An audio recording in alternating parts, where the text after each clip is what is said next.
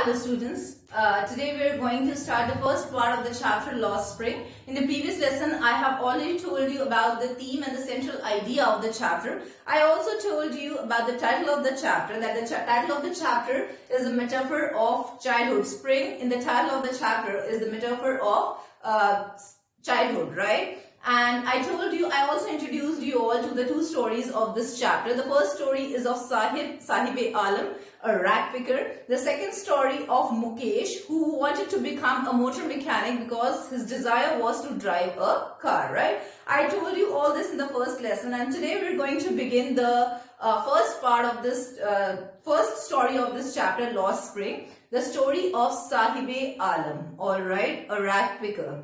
Now, before I tell you something about the story, let me tell you something about the illegal immigrants from Bangladesh, who came and lived in Simapuri, right? In 1971, when these rag pickers who were living in Simapuri did not have proper food to eat, leave proper food, but they did not even have food to eat, they came to Simapuri in Delhi, right? And they started living over there. Now, of course, they were living at an alien land, but they were happy that they were at least getting food to eat, right? They were having ration cards to at least buy grains for themselves, right? So they were happy because of this. The most important thing for them was food. For us, the most important thing is education, hygiene. But for poor people, the most important thing is that they should be able to earn their daily bread. So people in Simapuri started picking rags, and this helped them earn their daily bread. They did not have proper houses to live. They were living under tin sheds, right? They were living in a miserable condition, right? They did not have proper sewage, drainage. They were living under tin sheds. They did not have proper, windows or ventilation, and, they were living in dismal conditions, right? So, of course, they were not happy, but at least they were getting food to eat, and they were happy because they were getting food, right? I also told you about the theme of this chapter. The theme of this chapter is child labor. We have already discussed enough about child labor. I also told you about the infographics and the data collected at the census of 2011, where I told you, children constitutes the 13% of India's workforce, right? So children are forced to work because of their family conditions, because of their tradition, because their family has been doing the same. They are not sent to school, or they are not, given a proper future. Their future is completely bleak, and they are not, provided the basic facilities, right? Rather, they are forced into child labor. All this we have discussed in the previous lesson. Now, I'm going to tell you the first part of the story, that is about Sahib, right? Now, in the beginning of the chapter, what we see is author Anis Jung meets rag picker Sahib, right? And she talks to that rag picker, all right? And, she questions Sahib about his vocation of picking rags, right? Here, Sahib has accepted poverty and exploitation. He had considered exploitation as his destiny, and he says that this is what their family has been doing, right? And this is what he is supposed to do. Here, Sahib also complains about, the lack of opportunities. When author says that, would he like to go to school? Then Sahib complains that there is lack of opportunities, and even there are very few schools in his neighborhood, so he cannot afford going schools, right? But then author asks Sahib that would he like to go to school? If she opens a school, then Sahib definitely agrees to it. Later on, the author regrets that she shouldn't have made a false commitment to Sahib, because she was not at all thinking of opening a school, right? So this is the first conversation between Sahib and author. Then what happens here? We come to know about the irony in existence and name of Sahib. The complete name of Sahib is Sahib-e-Alam, right? Which means Lord of the Universe. But we can see Sahib, scrounging streets and, picking rags, picking rags with other rag picker boys, right? He was not getting a good life. lead good life. He was not even given the basic facilities of life. He was living in unhygienic conditions. He was living in a house, which was under a tin shed, and they did not have proper drainage, sewage, and they did not have the water running every time, and these people could get diseases. Oh, all right, because they were living in unhygienic conditions. They did not have proper, they were not given proper education. They were not even given education. So, of course, Sahib was living in a miserable condition. Clear? Now, these children did not dare to dream. They knew that they do not have, the right to desire or dream, right? Now, next we come to know that these rag pickers did not wear chappals or shoes, right? This, puts forward the state of extreme poverty. Clear? These children were not even wearing chappals. And when the writer asked Sahib, then they said that none of their family members wear chappals, right? So, just to depict extreme poverty, this chapter is exposing the national shame that yes, these people are not, the society is portraying a callous attitude, doing nothing for such children who are not even given chappals to wear or shoes to wear, right? Now what happens is the writer is reminded of one of the incidents that happened 30 years ago in the town of Udipi, where she saw that a priest's son wanted to own a pair of shoes. He was yearning for a pair of shoes, right? But 30 years later, what progress had we achieved? What is the degree of prosperity achieved? Right? Now here, the priest's son is definitely wearing a pair of shoes, is owning a pair of shoes, but these rag pickers are still shoeless. Rather, they are living in such a miserable condition. Alright. So here this incident is also in the chapter. Then later on we are told about the people of Simapuri, right? How they came to India. They are illegal immigrants from Bangladesh who came to Simapuri in 1971, and they are living at an alien land only because they were getting food here. Alright. In their own land, they were not even getting proper food. They were not even getting food, right? But here, of course, they do not have houses to live. They do not have proper livelihood, but still they were getting food, and they were having ration cards from which they could get grains for themselves, right? So this was enough for such people. At the end of the chapter, what we see is that Sahib takes a step forward. He starts working at a tea stall. Few days, author could not see Sahib, but one day, after a few days, the author saw Sahib carrying a milk container, right? It was really heavy, clear? And on inquiring, she came to know that Sahib has got a job at a tea stall, alright? He will get 800 rupees per month and all his meals. But was Sahib happy? No, because this time, even after getting a job at a tea stall, the carefree look of Sahib was missing. Previously, he used to come jumping, playing with the other rag picker boys. Alright, the rag that he used to carry to put garbage was lighter than the milk container that he was carrying now. Alright, so he was not happy. These children are forced into child labor just to fulfill the needs of family, just to earn daily bread for their families, just to put food into their bellies. So these children are forced to work. These children never enjoy spring in their lives. These children do not know what joy, what fun, what, pleasures of life are. These children are forced into, these dismal working conditions, right? And the irony is that they accept it as their destiny, alright? They accept this poverty, alright? They consider this exploitation as their destiny. Alright, so this is the story of Sahib, where we come across a little boy who wanted to study, but he could not dare to dream. Now let us understand the points that I have written on the board, children. Author's encounter with Sahib, I have already told you that author met Sahib. Sahib is the protagonist of the chapter, the ragpicker boy from Simapuri, and he was an illegal immigrant from Bangladesh. He meets ragpicker Sahib belonging to a refugee family of Bangladesh. This I have already told you.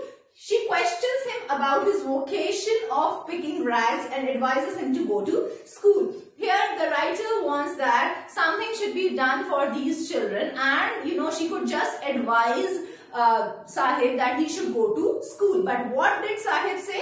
He complains of lack of opportunity and absence of any school in his neighborhood. This is what his parents must be telling him, that there is no school in our neighborhood, so we cannot send you to school. So he complains this to author when author was telling him or advising him to go to school, right? Then author raises Sahib's hope of receiving education by promising to open a school in his neighborhood. This was a false promise that she was making, right? Just to make Sahib happy, but later on she regretted that she shouldn't have made a false commitment, right? She feels embarrassed at making a promise that she cannot keep. This I have already told you. Irony in the name and existence. Ragpicker's full name was Sahib-e-Alam, meaning Lord of the Universe. This I have already told you. There is irony in his name also and in his existence also. But he spends time roaming and scouring streets with other ragpickers, right? So he was not enjoying a life like a lord, right? The meaning of his name was Lord of the Universe, but contrary to that, he was living as a ragpicker in a very unhygienic conditions, working for his family, right? So he was not living like the Lord of the Universe. All boys barefoot, reflecting extreme state of poverty. This also I told you that these boys never wore a pair of shoes or chappals, and this is putting forward the extreme state of poverty, right? Author observes that being barefoot has been an old tradition in poverty-stricken India, right? Of course, being barefoot, who would like to stay barefoot, right? The people who are really poor, they cannot own a pair of shoes. Author's reflection on passage of time and degree of prosperity achieved. I told you here an incident that occurred 30 years ago, and writer had witnessed that in the town of Udupi, where a priest's son wanted to have a pair of shoes. Now here she reminded of a priest barefoot son in the town of Udupi 30 years ago. This I have already told you. Boy's fervent wish to own a pair of shoes. The boy desperately wanted to own a pair of shoes. He did not have them, right? Then 30 years later, only a degree of prosperity has been is observed in this chapter, where of course the priest's son is having a pair of shoes, but these poor people do not even have chappals to wear, right? Present day priest's son now wears the shoes, and ragpickers still shoeless, right? Ragpickers aboard Simapuri. So I told you that in 1971 the illegal immigrants came to Simapuri. Most refugees Bangladeshis fled their country in 1971. So they came to India, Simapuri from Bangladesh in 1971. And why did they come from there? Because they were not getting food to eat even there. Their dwelling structures of mud, tin, right? I told you that they were living in poorly built house with no sewage, drainage and running water. This also I have told you the plight of these people, that they do not even get proper house to live. Alright. So only boon is valid ration card. So what are they getting here? Boon is Vardhan, right? What is boon for them, children? Just their ration cards, through which they are able to buy the grains, right? Enabling them to buy grains for themselves so that they can earn something, right? Happy to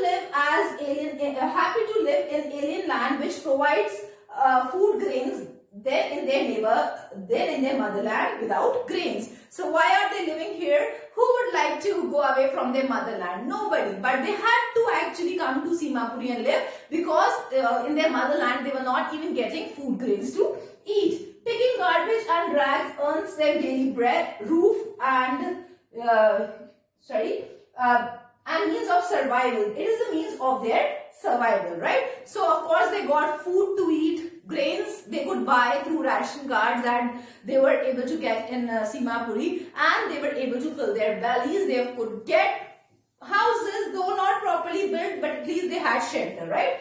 So a chance rupee note or coin in garbage sustained hope in the lives of children. Alright. So of course these children became hopeful whenever they got a chance rupee note or a coin in the garbage. This was a boon for them. It raised or sustained hope for them that yes, in future they will get some money which they could not see presently. Alright. And the last part of the chapter is left. Just hold.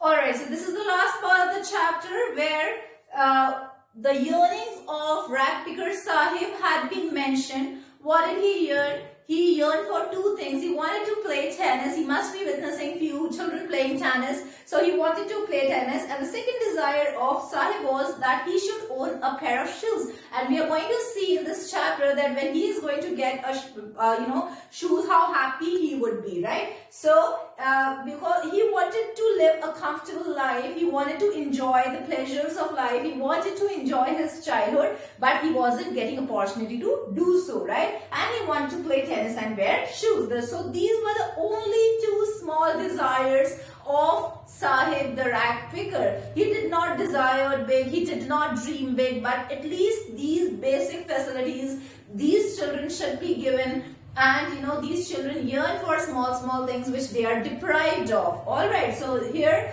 Sahib is yearning to live a life, a free life, and wanted to enjoy his childhood. Alright, he wanted to enjoy the pleasures of childhood, right? So rag picker Sahib's eternal yearning was to be comfortably off and enjoy pleasures of childhood, play tennis and wear shoes. These were the only desires of Sahib. Now the last part of the chapter which tells us that Sahib's conflicting step forward, right? Of course, why conflicting step? Because no child would like to work. No child would like to be a bonded labor, right? But here, he had to do it, as I told you, to earn daily bread for his family, isn't it? So he definitely picks a job at a tea stall, alright? He is working in a tea stall.